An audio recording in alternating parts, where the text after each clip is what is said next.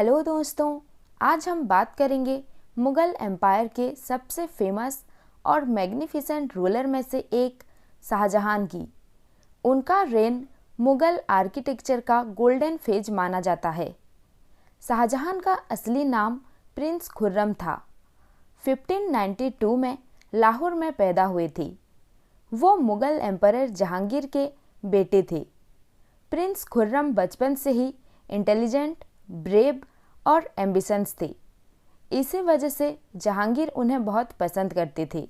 1627 में जहांगीर की डेथ के बाद मुग़ल एम्पायर में सक्सेशन का क्राइसिस शुरू हो गया।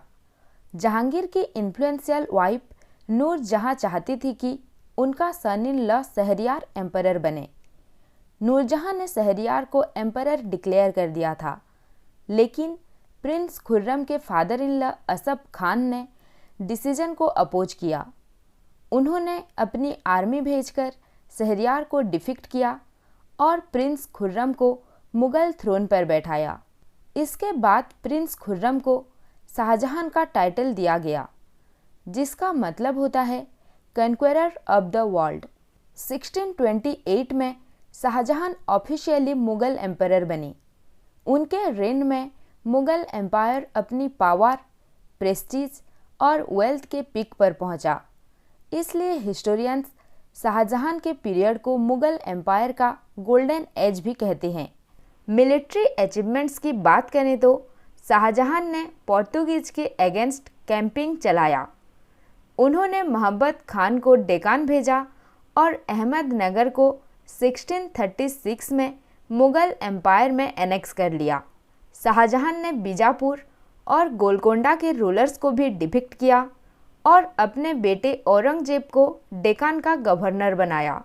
लेकिन शाहजहां की फॉरेन पॉलिसी कंप्लीटली सक्सेसफुल नहीं थी। उन्होंने कांधार को वापस जीतने के लिए 3 अटेम्प्ट्स किए, लेकिन वो फेल रहे। इसी फेलियर ने मुग़ल आर्मी की वीकनेस को एक्सपोज कर दिया। अब अगर शाहजहां को दुनिया याद करती है तो सबसे ज़्यादा उनकी आर्किटेक्चर के लिए। उन्हें प्रिंस ऑफ बिल्डर्स और इंजीनियर किंग भी कहा जाता है। शाहजहां ने मुग़ल आर्किटेक्चर को एक नए लेवल पर पहुंचाया। उन्होंने रेड सैंडस्टोन की जगह वाइट मार्बल का एक्सटेंसिव यूज शुरू किया, जिन्हें मुग़ल बिल्डिंग्स को और भी एलिगेंट और रॉयल बना दिया। तो चलिए आज शुरू करते हैं शाहजहां की गोल्डन एरा का सफ़र को। शाहजहां के टाइम पर मुग़ल आर्किटेक्चर की पहचान बन गया वाइट मार्बल। अकबर के रेड सैंडस्टोन की जगह शाहजहां ने वाइट मार्बल का यूज किया, जो ज़्यादा स्मूथ, शाइन और एलिगेंट था। वाइट मार्बल प्योरिटी और रॉयल ब्यूटी का सिंबल था। शाहजहां के आर्किटेक्चर का सबसे यूनिक फीचर्स था परफेक्ट सिमेट्री, मतलब हर बिल्डिंग बिल्कुल बैलेंस्ड होती थी। बिल्डिंग का लेफ्ट और राइट साइड बिल्कुल सेम होता था, जैसे मिरर इमेज की तरह। शाहजहां के आर्किटेक्चर का सबसे ब्यूटीफुल फीचर्स था पेट्राड्यूरा वर्क, जिसे हम प्राचीन कारी भी कहते हैं। इस टेक्निक में वाइट मार्बल के अंदर डिफरेंट कलर्स के सेमी प्रेशियस स्टोन्स जैसे लैपिस लेज़ुली, कर्नेलियन और जेस्पर को ब्यूटीफुली इनले किया जाता था, जिसे फ्लावर्स, लीव्स और जियोमेट्रिक पैटर्न्स बनाए जाते थे। मतलब स्टोन के अंदर ही पेंटिंग क्रिएट की जाती थी। शाहजहां के टाइम पर सबसे खास पहचान था बल्बस डोम्स और स्लेंडर मिनरेट्स की। डोम्स गोल और ऊपर से पॉइंटेड होता था, जो बिल्डिंग को रॉयल लुक देता था। मिनरेट्स पतले और लंबे होते थे, जो सिमेट्री और एलिगेंस क्रिएट करते थे। उनके टाइम पर मुग़ल आर्किटेक्चर सिर्फ बिल्डिंग्स नहीं, बल्कि डेकोरेशन का मास्टरपीस बन गया था। पेट्राड्यूरा, कैलीग्राफी और फ्लोरल डिज़ाइन हर जगह यूज हुई। शाहजहां के टाइम पीरियड पे आर्किटेक्चर और आर्ट का परफेक्ट फ्यूज़न देखने को मिलता है। मुग़ल आर्किटेक्चर का क्राउन ज्वेल ताजमहल, जो आगरा में यमुना नदी के किनारे बना है और अपनी ब्यूटी एंड परफेक्शन के लिए दुनिया भर में फेमस है। इस मास्टरपीस को शाहजहां ने अपनी बेगम मुमताज़ महल की याद में बनवाया था। ताजमहल का स्पेशल एलिमेंट्स है पेट्राड्यूरा वर्क, कुरानिक कैलीग्राफी और चारबाग गार्डन लेआउट। ताजमहल का चीफ आर्किटेक्ट जनरली उस्ताद अहमद लाहौरी को माना जाता है, लेकिन ताजमहल एक सिंगल पर्सन का प्रोजेक्ट नहीं था। इसके कंस्ट्रक्शन में पर्सिया, सेंट्रल एशिया और इंडिया के कई आर्किटेक्ट, कैलीग्राफर्स और क्राफ्ट्समैन ने मिलकर काम किया था। इस प्रोजेक्ट को सुपरवाइज करने में उस्ताद ईसा का नाम भी कई हिस्टोरिकल अकाउंट्स में मेंशन है, लेकिन मोस्ट हिस्टोरियंस उस्ताद अहमद लाहौरी को मेन आर्किटेक्ट मानते हैं। अगर ताजमहल प्यार की निशानी है तो रेड फोर्ट पावर और शान का सिंबल है। रेड फोर्ट दिल्ली में स्थित है। इसे शाहजहां ने 1638 से 1648 के बीच बनवाया था, जब शाहजहां ने अपनी कैपिटल आगरा से शिफ्ट करके दिल्ली बनाई। ये उनकी नई कैपिटल शाहजहानाबाद यानी दिल्ली का मेन सेंटर था। रेड फोर्ट सिर्फ एक फोर्ट नहीं था, ये एक रॉयल सिटी के अंदर रॉयल पैलेस था। इस पैलेस कॉम्प्लेक्स में दीवान ए आम, जो एक पब्लिक ऑडियंस हॉल था, यहाँ पर एम्परर लोगों की प्रॉब्लम्स सुनता था। शाहजहां के पास प्रीशियस स्टोन्स और रॉयल ट्रेजरी का मेसिव कलेक्शन था। इसी कलेक्शन में लेजेंडरी कोहिनूर डायमंड भी इंक्लूड था।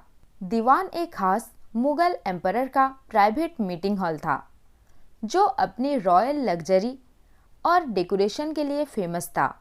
दीवान ए खास के वॉल पर अमीर खुसरो के फेमस पर्शियन इंस्क्रिप्शन अगर फिरदस बर्रुए जमीन अस्त हमिन अस्तो हमिन अस्तो हमिन अस्त, इसका मतलब है अगर धरती पर कहीं जन्नत है तो यहीं है, यहीं है, यहीं है।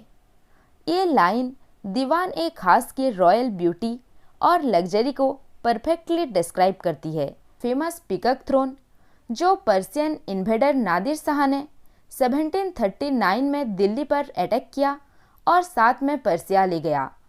रंग महल स्पेशली मुगल एम्परर की क्वींस के लिए बनाए गए थे। यहाँ का इंटीरियर वाइट मार्बल और एक्सपेंसिव डेकोरेशन से बना हुआ था।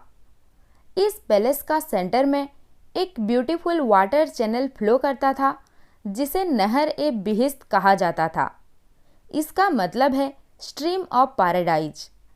ये वाटर चैनल मुगल लाइफस्टाइल की लग्जरी को शो करता था। समर सीजन में ये फ्लोइंग वाटर महल को नेचुरली कूल रखता था।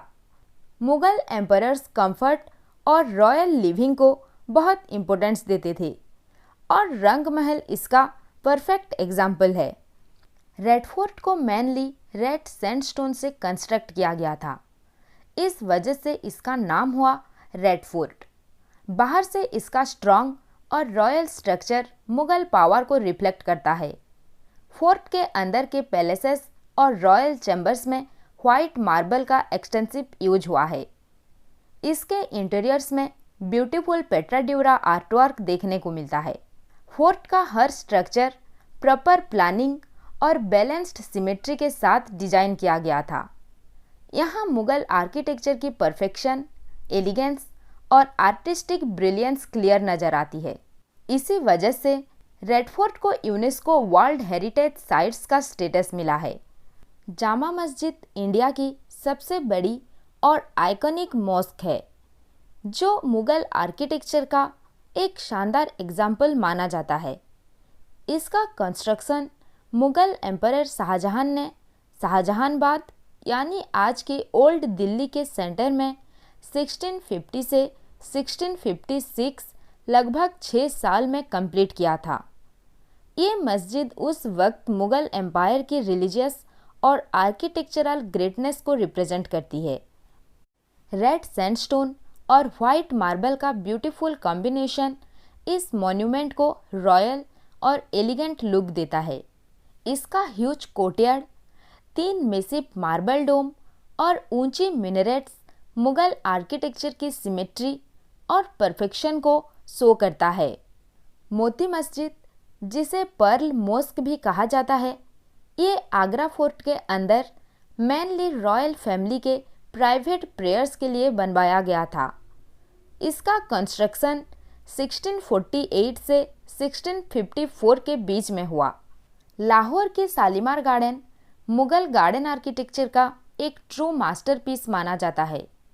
इसे शाहजहां ने 1641 से 1642 के बीच बनवाया था और ये मुगल एम्पायर के रॉयल लाइफस्टाइल और आर्टिस्टिक विजन को परफेक्टली रिप्रेजेंट करता है।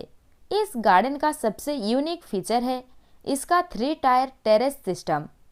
यहाँ हर लेवल को ब्यूटीफुली डिज़ाइन किया गया था।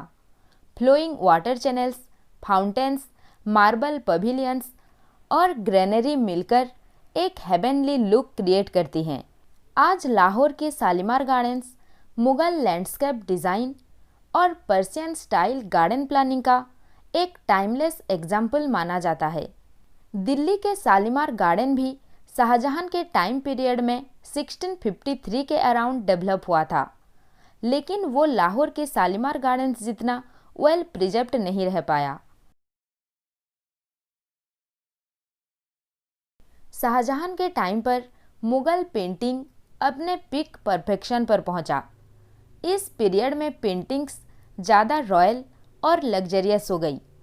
कोर्ट सेंस, दरबार और रॉयल लाइफ को बहुत ही डिटेल में दिखाया गया।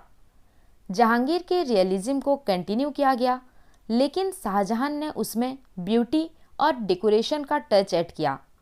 कलर्स ज़्यादा रिच हो गए, कॉस्ट्यूम और ज्वेलरी का डिटेल वर्क हुआ और पेंटिंग्स में सिमेट्री और बैलेंस परफेक्ट हो गया। शाहजहां के रेन में मुगल पेंटिंग स्टाइल में भी काफ़ी चेंजेस देखने को मिली, जैसे रॉयल थीम्स, पेंटिंग्स में emperors, queens, royal court scenes और ग्रांड सेरेमनीज को हाईलाइट किया जाने लगा। हर आर्टवर्क मुगल रॉयलिटी की पावर और एलिगेंस को शो करता था, लग्जरीज और रिचनेस। इस पीरियड की पेंटिंग्स में गोल्ड वर्क, रिच कलर्स और फाइन डिटेलिंग का हैवी यूज हुआ। ब्राइट कलर्स और लग्जरियस डेकोरेशन पेंटिंग को एक रॉयल फील देते थे। Decorative style, borders, floral patterns और इंट्रिकेट डिजाइन्स का यूज काफ़ी बढ़ गया। पर्शियन इंस्पायर डेकोरेशन ने मुगल पेंटिंग्स को और भी ग्रेसफुल और सफिस्टिकेटेड बना दिया। लेस नेचुरलिज्म, जहां जहांगीर के टाइम पेंटिंग्स नेचर्स, बर्ड्स और एनिमल्स पर फोकस करती थी, वहीं शाहजहां के पीरियड में फोकस रॉयल लाइफस्टाइल, लग्जरी और कोर्ट कल्चर पर शिफ्ट हो गई। इसी वजह से शाहजहां का एरा मुगल पेंटिंग का सबसे एलिगेंट और डेकोरेटिव फेज माना जाता है। अब हम बात करेंगे शाहजहां की पेंटिंग्स के कुछ मेजर वर्क के बारे में। सबसे पहले हम बात करते हैं पतसा नामा, जिसे शाहजहां नामा भी कहा जाता है। शाहजहां के टाइम की सबसे फेमस इलस्ट्रेटेड मैन्युस्क्रिप्ट था।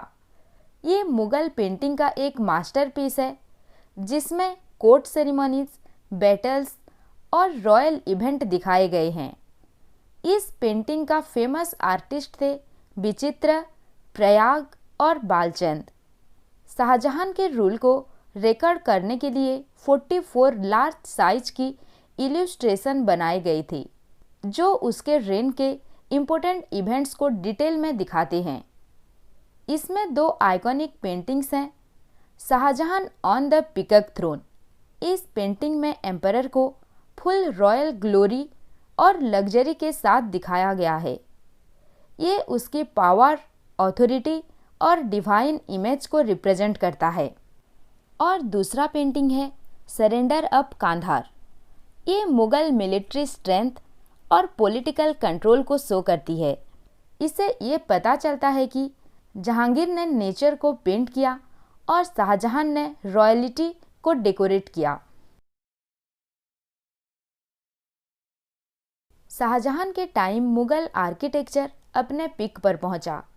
White marble, perfect symmetry, pietra dura work और रिच डेकोरेशन ने बिल्डिंग्स को और रॉयल मास्टरपीस बनाया।